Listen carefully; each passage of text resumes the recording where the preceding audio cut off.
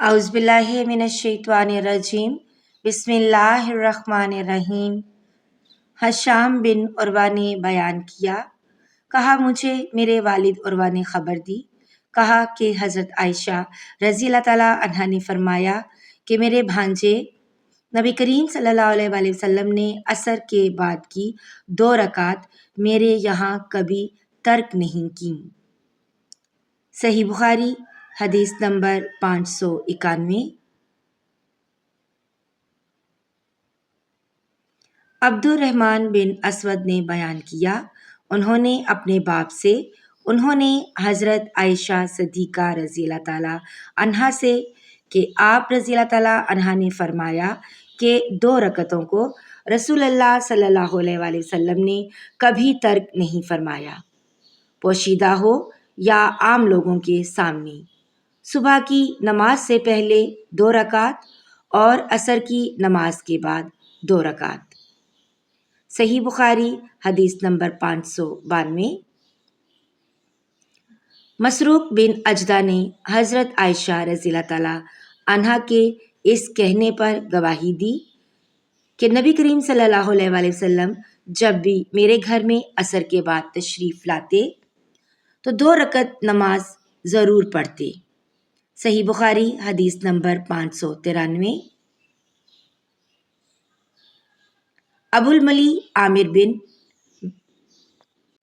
اسامہ ہزلی نے بیان کیا کہ ہم ابر کے دن ایک مرتبہ بریدہ بن حصیب رضی اللہ تعالیٰ عنہ صحابی کے ساتھ تھے۔ انہوں نے فرمایا کہ نماز سویرے پڑھا کرو، کیونکہ نبی کریم صلی اللہ علیہ وآلہ وسلم نے فرمایا ہے کہ جس نے عصر کی نماز چھوڑ دی اس کا عمل اکارت ہو گیا۔ صحیح بخاری حدیث نمبر 594۔ حسین بن عبد الرحمن نے عبداللہ بن ابی قتادہ سے، انہوں نے اپنے باپ سے کہا کہ ہم خیبر سے لوٹ کر نبی کریم صلی اللہ علیہ وآلہ وسلم کے ساتھ رات میں سفر کر رہے تھے۔ کسی نے کہا کہ حضور صلی اللہ علیہ وآلہ وسلم آپ اب پڑاؤ ڈال دیتے تو بہتر ہوتا۔ آپ صلی اللہ علیہ وآلہ وسلم نے فرمایا کہ مجھے ڈر ہے کہیں نماز کے وقت بھی تم سوتے نہ رہ جاؤ۔ اس پر حضرت بلال رضی اللہ تعالیٰ عنہ بولے کہ میں آپ سب لوگوں کو جگا دوں گا۔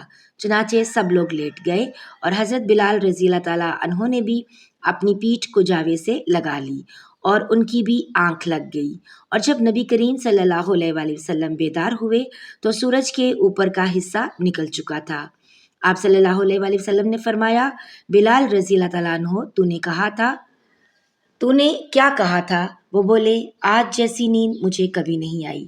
پھر رسول کریم صلی اللہ علیہ وآلہ وسلم نے فرمایا کہ اللہ تعالیٰ تمہاری ارواح کو جب چاہتا ہے قبض کر لیتا ہے اور جس وقت چاہتا ہے واپس کر دیتا ہے۔ اے بلال، اٹھ اور اذان دے۔ پھر آپ صلی اللہ علیہ وآلہ وسلم نے وضو کیا، اور جب سورج بلند ہو کر روشن ہو گیا تو آپ صلی اللہ علیہ وآلہ وسلم کھڑے ہوئے اور نماز پڑھائی۔ صحیح بخاری حدیث نمبر 595۔ اللہ تعالیٰ میرے اور آپ کے مرحومین کی بلا حساب مغفرت فرمائے، انہیں جنت الفردوس میں اعلیٰ مقام عطا فرمائے، آمین یا رب العالمین۔ ملتے ہیں ایک نئی ویڈیو کے ساتھ، تب تک کے لیے اپنا بہت سا خیال رکھیے گا، دعاؤں میں یاد رکھیے گا۔ اللہ حافظ۔